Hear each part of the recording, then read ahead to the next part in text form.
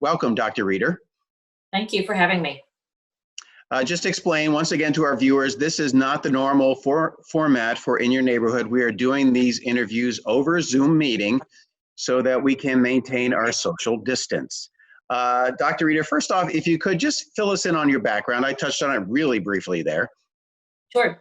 I'm a wildlife biologist, and I largely study disease ecology in wildlife species, mostly in bats. I do some work in North America on white nose syndrome. There's an emerging pathogen that's killed millions of bats here in North America. And I also work in Africa in the fruit bat Ebola disease ecology system. So you're all over the place when you're not at Bucknell. That is true. Yes. So what classes are you teaching now at Bucknell this unusual online semester? Yeah, so I'm actually on sabbatical this semester, so I was already supposed to be on leave. So I have watched my colleagues struggle mightily and get everything online and do a fantastic job at that. But I'm actually on leave. I normally teach a course in emerging infectious diseases that emerge from wildlife. So it's pretty much what I do. And I teach a course in mammalogy, in which the students are out in the field, tracking and trapping animals and learning all about them. Wow, so this is literally right in your ballpark, isn't it? It is. This is exactly what I do. So what was your reaction, first off, when you began to hear news of this developing in Wuhan? Sure. So that was early January, and I had a few thoughts, one of which was that the numbers were probably not accurate. So they weren't fully disclosing the numbers that they knew and the timing of when those cases came. And that was based upon previous pandemics or epidemics that have emerged in China, particularly in the SARS outbreak of 2002 and 2003. There was some real significant, shall we say, they waited quite a while to give the world the data. And so those delays are costly for people. So I thought, first of all, this, they're not being not fully disclosing what I think is happening. The earliest reports also said that, that they were centered around a seafood market. And I said, there's a lot more than seafood being likely sold at that market. And we'll talk about wet markets in Asia and what those look like and how we think that could be tied to this. And then the third thing I said is, this is going to be a novel coronavirus. Just wait and see. And then it was. So. And then it was. Wow. So did you know pretty much from that point in time that it would begin to move the way it did? Well, we are such a global society. And, we've watched SARS originally in 2002, 2003. It jumped and got to, say, Toronto pretty quickly, right?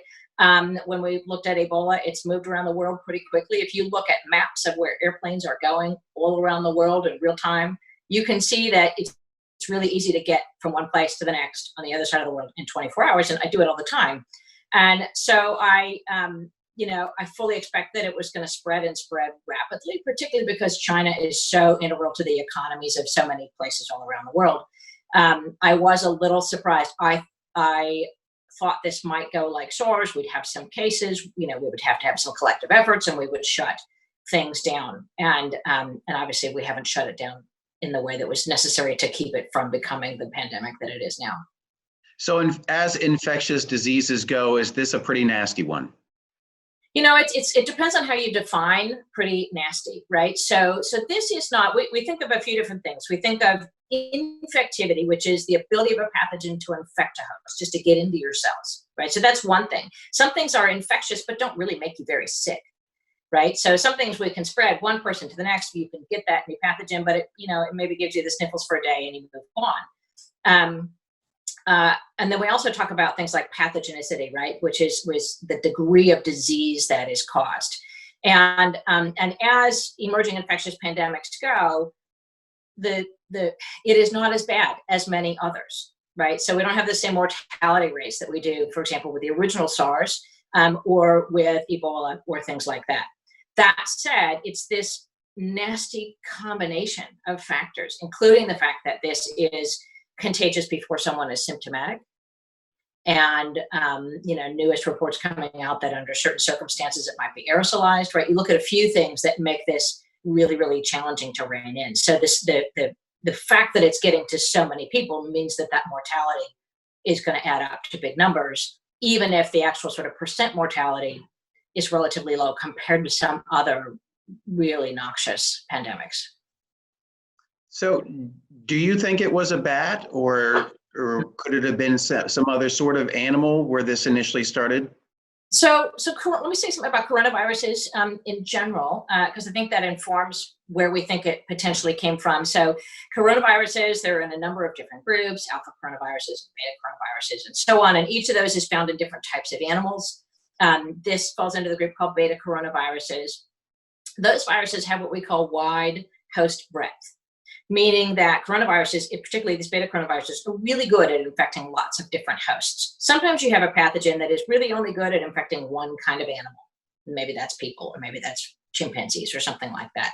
But some pathogens are perfectly happy and able to get into many different hosts, and this is one of those. So we expect there to be a significant number of different types of animals, including humans, that might be susceptible to this. When you do a family tree, we call them phylogenetic trees, but you can take the gene sequence for this virus and you can put it in a family tree with other beta coronaviruses, and you can figure out who's most closely related to who.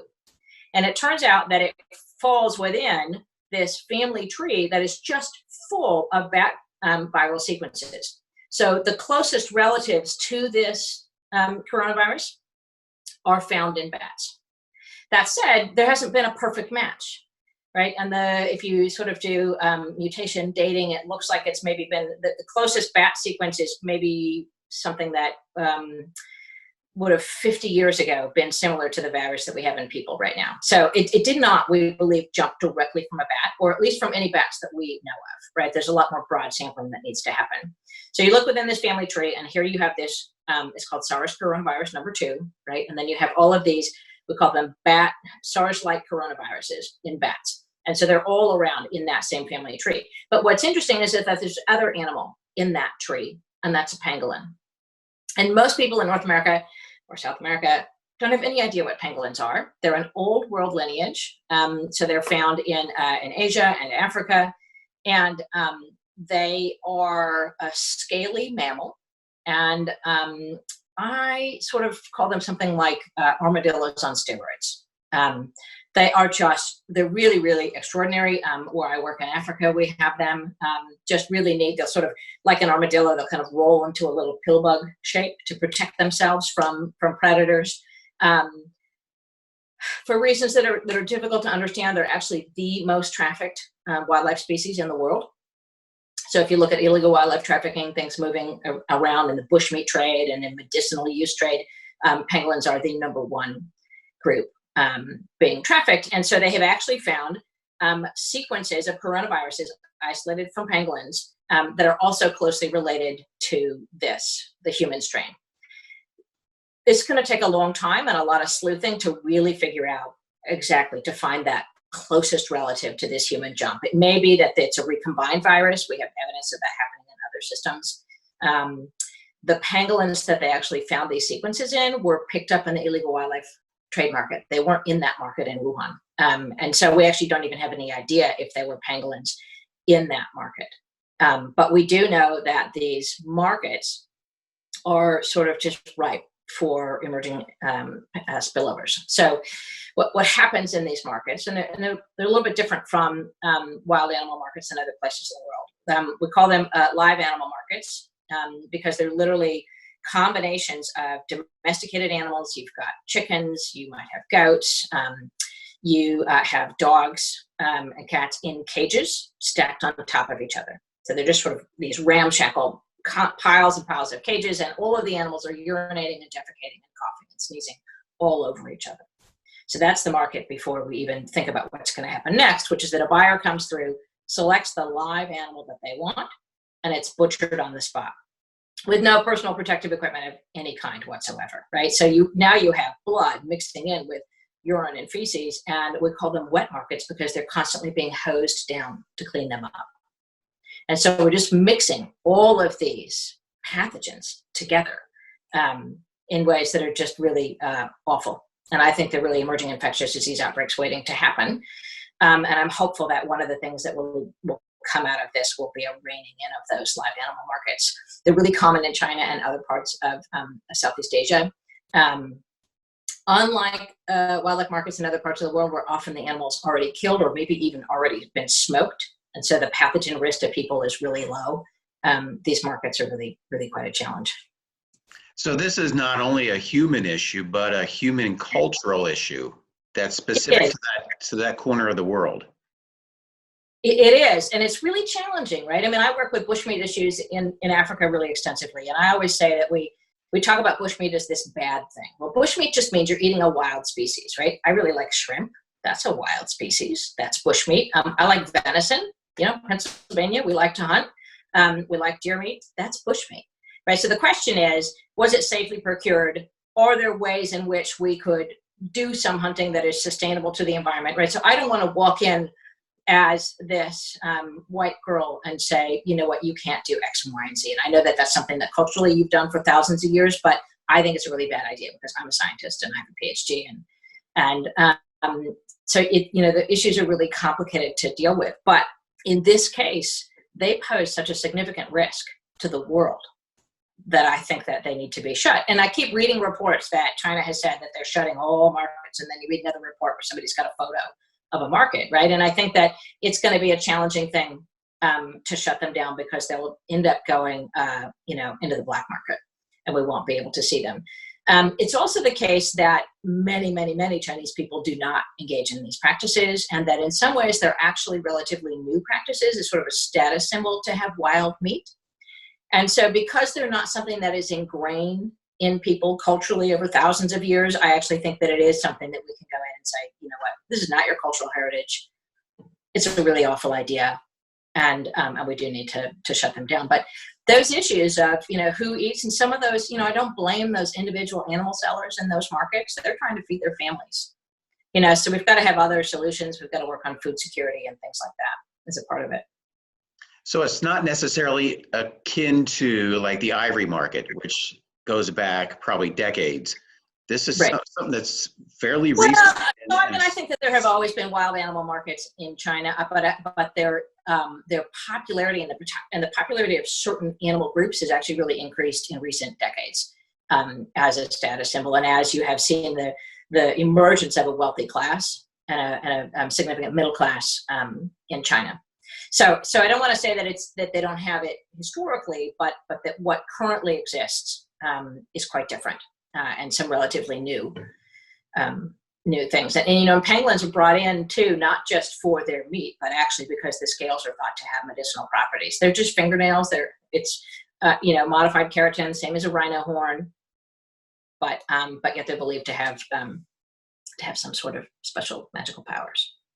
So the potential exists that someone bought some bushmeat at a market, ate the bushmeat, it was infected, and the disease then passed on to a human. Yeah, so actually, so we often don't think it's the actual eating of the bushmeat that causes the problem. I call them bushmeat-related activities. So it is the capture of the animal in the wild, right? And then you are bit and scratched and exposed to urine and feces and so on. And then you have this animal in the market. And you might have something called a civet, which was they sort of look like badgers. And then you might have a dog, and then you might have a chicken, and they're all mixing on top of each other. So you get viral recombination in there. And then you do the slaughtering. And so who knows which person in that piece of that equation was the one who first got sick. So it's often not the actual consumption, because by the time it's cooked, it's actually okay.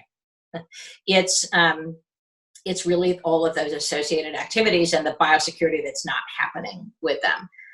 Now, in general, I think that our animal markets, even what we're doing in the U.S., could stand to have improvement, right? Emerging infectious diseases can show up everywhere, including in this country.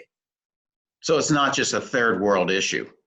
It's not. I mean, it's something that we often grapple with at that developing country level, but at the same time, right, we have state fairs every year. I love going to Bloomsburg, right? And I just cringe because I see some 3-year-old give a pig a kiss right on the snout, and I think, oh, geez, there's swine flu. There's, we have these things. We get E. coli outbreaks associated with those, right? We have hantavirus in the United States from mice. We have Lyme disease, right? Down in Florida, we've got Zika that's shown up in some instances, right? So we have our own pathogens that can move from wildlife to people, but they're sort of, they've kind of been with us for some time, and they're in some sorts of balances. We do things to tip that spillover process, but this pathogen was so new. No one had ever seen anything like it, and so we just have zero immunity to it. Wow. So you alluded to the fact that they said a seafood market, which made you. Yeah, they said the market.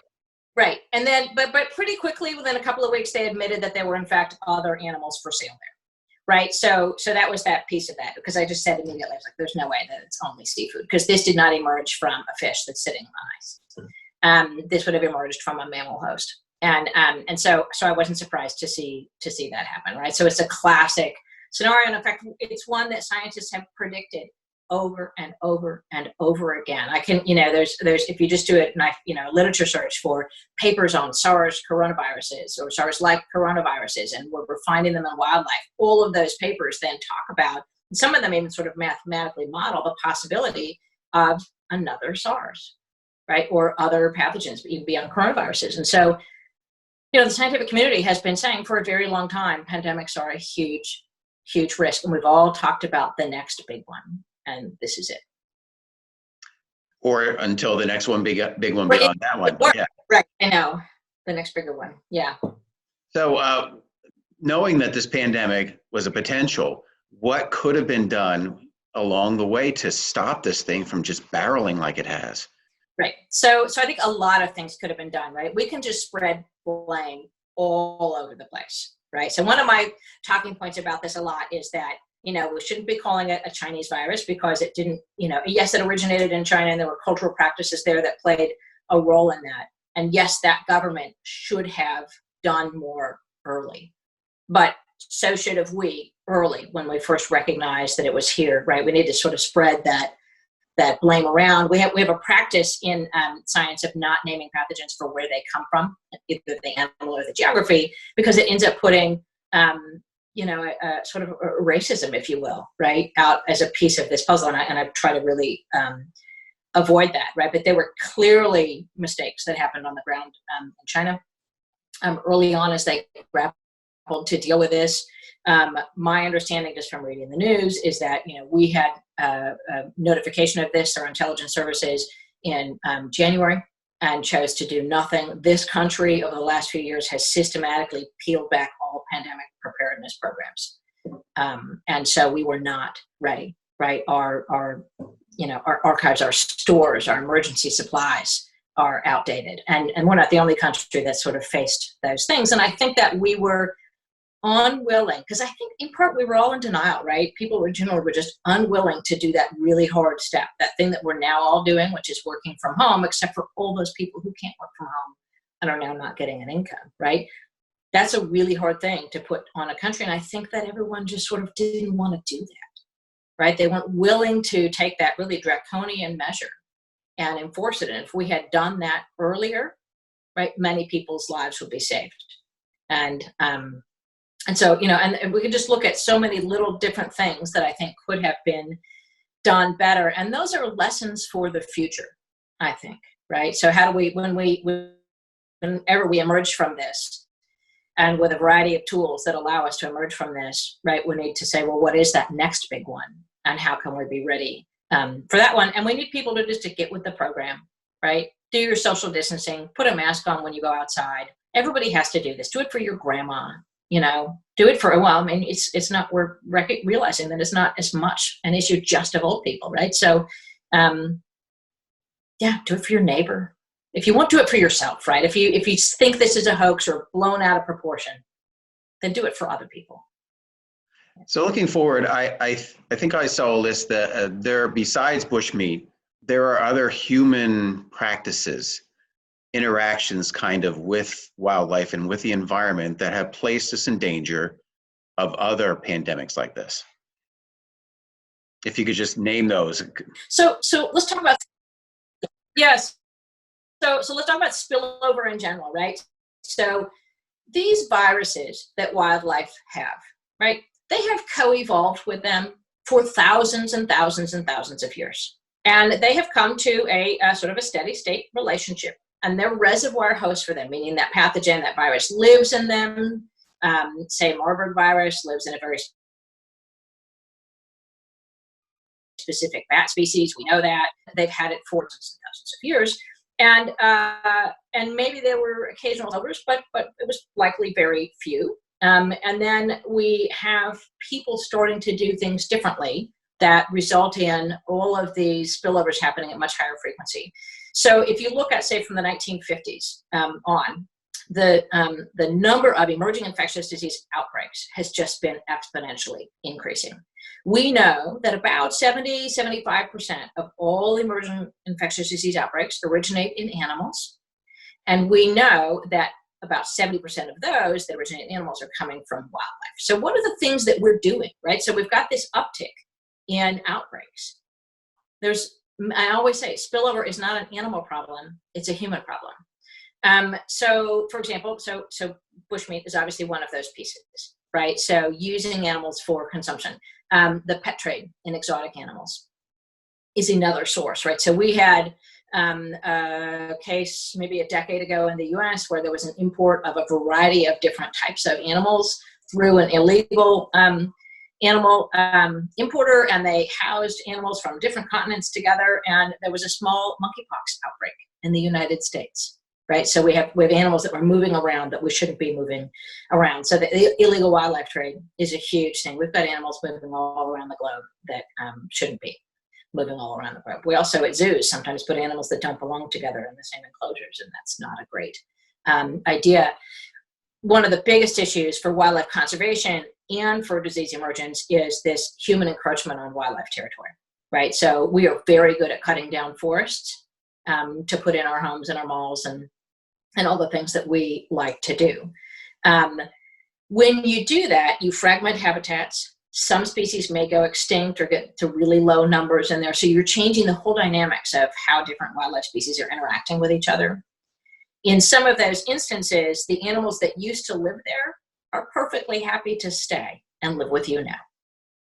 So for example, in my work in Africa, I studied the epauletted little fruit bat. It's a beautiful little bat, yay, big. And they're peridomestic, meaning that when we cut down the rainforests and put in our small villages, where I work in Uganda and South Sudan, the bats are perfectly happy to stay with us. And so an animal that didn't used to be next to people all the time is hanging out in the mango trees above their huts. And defecating and urinating and, taking a bite of a fruit and that fruit drops, right? So we now have this contact that's so much more frequent because humans have encroached on their territory. We know when we lose biodiversity because of these things that we do, breaking up habitat and so on. When you lose biodiversity, you increase the risk of diseases emerging. That's well described in the Lyme disease system in the American Northeast. In fact, so when you lose some of the bigger mammals, say in a small natural area or a park, the opossums are gone, Lyme disease goes way up, right? So other things that we do have to do with our agricultural intensification.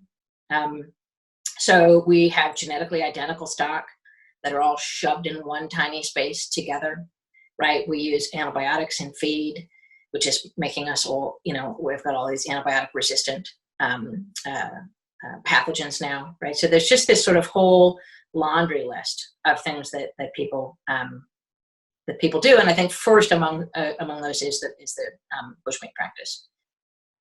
And a lot of what you mentioned, or at least a good portion of what you mentioned, are third world practices or emerging growth countries. Yeah. So how do you try to evoke change in those countries after this issue?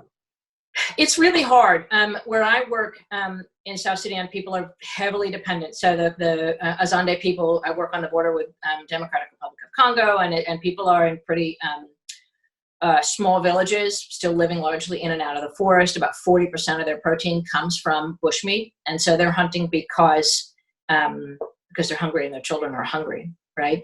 So how do I go in there and say, you need to do X, Y, and Z, and you need to stop hunting, right? That's a really difficult thing for me to do. So there's a couple of different approaches. One is that I go in and I do a lot of education about hygiene, basically, like how do you, if you're going to hunt, here's the best practices. for doing that. So that we try to decrease that human-animal contact, and particularly I try to do a lot of messaging about primates, including the chimpanzees that are there. I say, look, there are cousin brothers, which is a term they use there for sort of extended family. And so the diseases that we have can go to them, the diseases that they have can come to us. I tell them that's how we got AIDS and HIV infections all around the world is from primate, bushmeat.